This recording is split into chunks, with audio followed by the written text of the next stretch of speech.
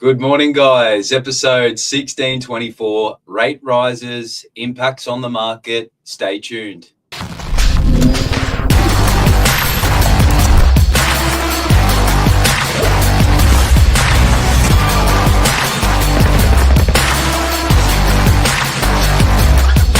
the ringleader, so listen up. Good morning, Mr. Novak. How are we this Hi, morning? how are you? Good. I've got a slightly deeper voice this morning. I think I like it. I like it too, hey? Very nice, very nice. So the aftermath of, I think on a lot of people's mind is the recent rate increase, 0.25 back up to 4.1. There's been a lot of chat in the office, and it seems that there's a lot of chat amongst the buyers and sellers with where we're at the current market. Well, I didn't want to talk about it this morning because, it's so cliche, but it's like, how can you not talk about it? It's just everywhere in everyone's mind at the moment. And I don't think it's a good thing. I think it's probably sensationalized more than it has to be. Yeah, it definitely feels like the doom and gloom. You're on your Instagram, you're on your news.com. It seems to be everywhere. So it's quite in your face. So I get why people do start to get concerned, because everywhere you look, it's your interest rates are up. You're spending more money. Inflation. It's there's no silver lining that they tend to include, and when they push all these rises through the media. No, well, for the high level numbers, it's 14 rate rises. It's 3 rate reductions, and then it's 2 rate rises now. So it's been a heavy couple of years for people. But I guess if they hadn't put it up, we're still quite status quo, which is coming off those 14 rate rises. Yeah, so I don't think it's that violent. We've sort of been there before, but people are certainly. I don't know. They say people are hurting, but then I see all people spending with inflation, and it's like I really don't get it. I really don't get it. The restaurants are full. I see people actively making purchases, so it just seems like it's just such huge headline news, but the reality or that sort of that cut through is of it hurting the market isn't quite there. Yeah, I'd have to say, like, looking at it globally, I really think that Australia the government missed its window to really address inflation. Prior last year, towards the end of last year, we actually saw transactions, new mortgages was a major pressure on inflationary data. So there was definitely lots of transactions happening, and that was a big contribution. So what we saw is rest of the global economy, they seem to get a hold on their headline inflation, whereas we came out of Christmas above target. Generally, Christmas, you're going to have an artificial supply of inflation there with all your extra spending. You've got, obviously Christmas presents, holidays, people are off, they're going out for lunches when they'd be at work. So we've come out of Christmas above that headline. And then unfortunately, we've seen what's happening in the Middle East. And surprisingly, Australia exports all its gases and it imports it all for its own use and its population. So what we see there, us being an island as well, is a lot of our imported fuels, those sorts of things that generally come from that Asia Pacific, from the Middle East. Obviously, that's all getting affected with what's happening at the moment with Iran, because those shipments are a lot less frequent, if at all. And what we're actually seeing is a lot of countries that supplied us, being China, those fuels originally, they're now actually keeping those and not exporting for strategic purposes. So really seeing that add a fuel to the fire in terms of inflation, and probably more so a reason as to why they did increase rates yesterday. So yeah, I believe it's definitely inflation being a big factor in where we are in this interest rate cycle. So an interesting landscape, and it'll be interesting to see where it all heads for the rest of 2026. Can it be the case where people get so caught up in the bullshit that they actually lose the whole game? So, you know, it's like calling the weather. You could literally call the weather every hour and you could talk about the weather all day long and you do jack shit.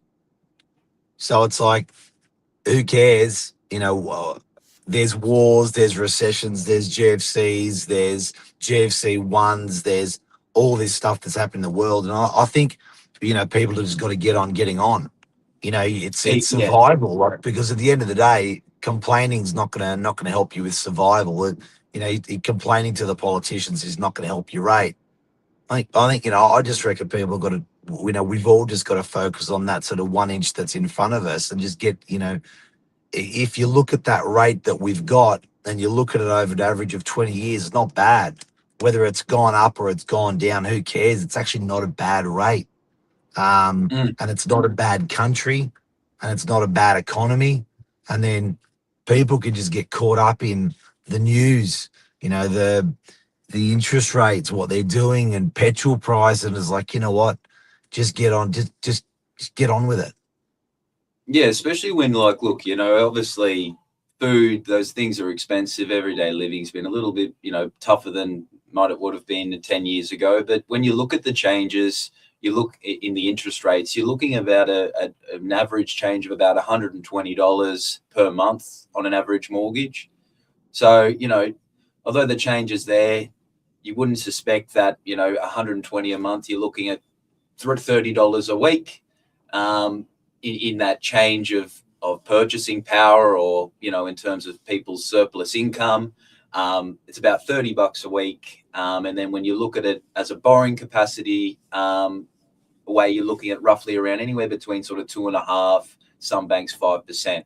So I guess, you know, if we had this discussion before we came on, Mark, when everyone's zigging you, zag, and these are the sorts of opportunities that come up where, you know, you're in a tightly held area, Northern Beaches, you're looking for an investment property, you go and buy in these conditions, you know, you're not going up against 3, 4, 5 other buyers because everyone's thinking and umming with all the news that comes out, having the discussions, not ready to make a move. So it's generally those people that, you know, get on and like you said, get going and purchase. Exactly what Brendan said there.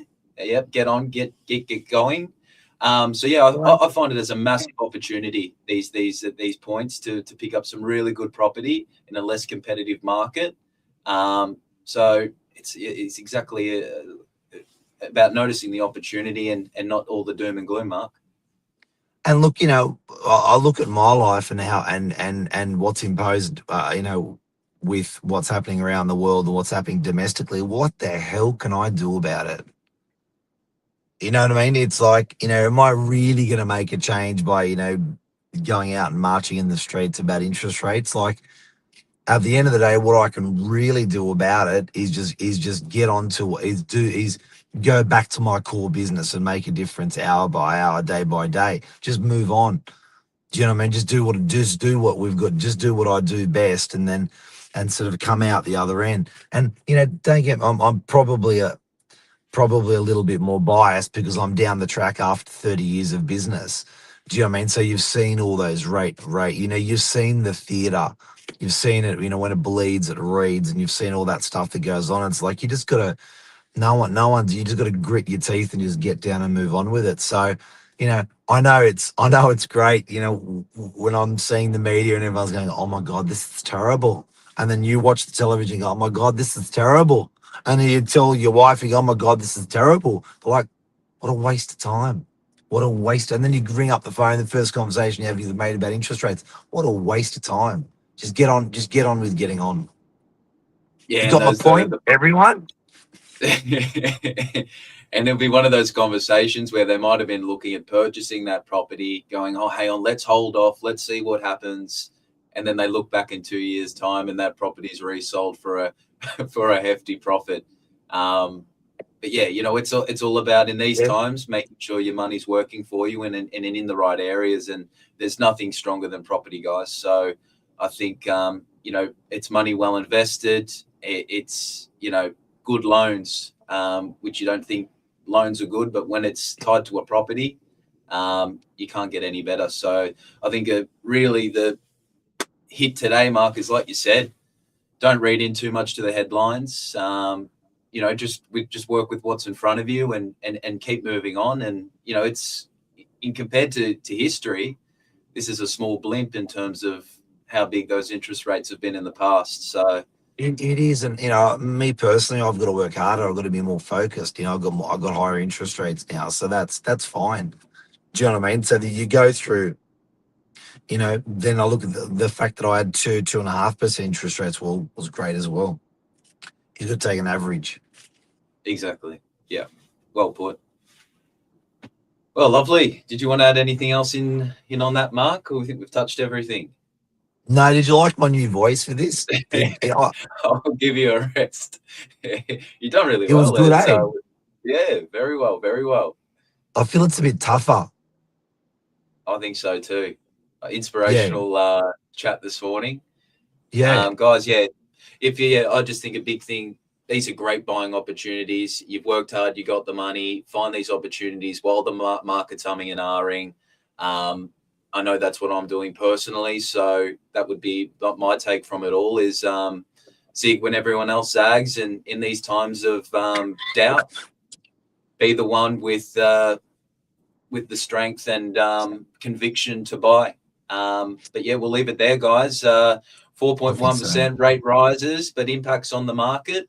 It'll be funny. It'll look like this now, and I bet you we were looking at a completely different market in 4 to 6 weeks. It's quite like that at the moment, isn't it? Well, that's right. If you go back on any of the stuff that we've recorded and put out there, and you go back and look at what we were guessing in the market, even through COVID, it was awful times. But it was like, the people that pivoted, the people that changed themselves because they could, not everything around them. The people that doubled down on stuff that worked, they did extraordinarily well through those hard times. And I'm not taking away that it's hard times for people with rates that have gone up after 14 times. I get that, but we just got to just push on and get shit done. And yeah, that's it's quite nice when everyone runs. You're the last man standing. There's good benefits for that. So I think there's a couple of people with these rate rises are going to scurry. And then I think there's good buying there. So you may find that the next 6 to 12 months is extraordinarily good buying for people. Definitely. Well, thanks everyone. Thanks, Mark, for this morning. Till next time. Oh, look, we got someone. We got 13 someone really important. Yeah.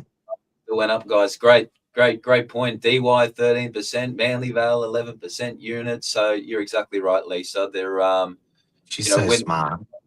When the price of your coffee goes up, so does your property, guys. It's all relevant. So exactly right there, Lisa. Yeah. Perfect. Thanks. See you guys. See ya.